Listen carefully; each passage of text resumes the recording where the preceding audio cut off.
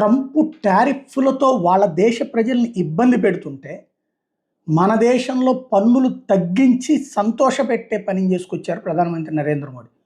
మొన్న ఆగస్టు 15న ఎర్రకోట మీద నుంచి ఇచ్చిన ప్రసంగంలో భాగంగా జీఎస్టీ తగ్గిస్తాం, రెండవ దశ సంస్కరణ వైపుకు వెళ్తున్నాం. ఇదివరకు పన్ను ఎగవేతని నిరోధించడానికి జీఎస్టీ పెట్టారు.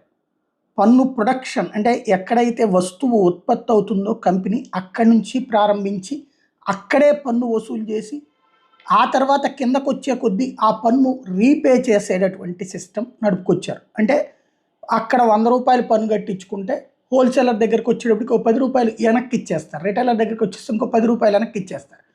అలాగా ఒక సిస్టమ్ని ఇంట్రడ్యూస్ చేయడం ద్వారా పన్ను ఎగవేత నిరోధించే ప్రయత్నం చేశారు. దాని ఆధారంగా దేశానికి మంచి ఆదాయ వనరు వచ్చింది. నెలకి 1,50,000 కోట్లకి తక్కువ కాకుండా ఆ పైనే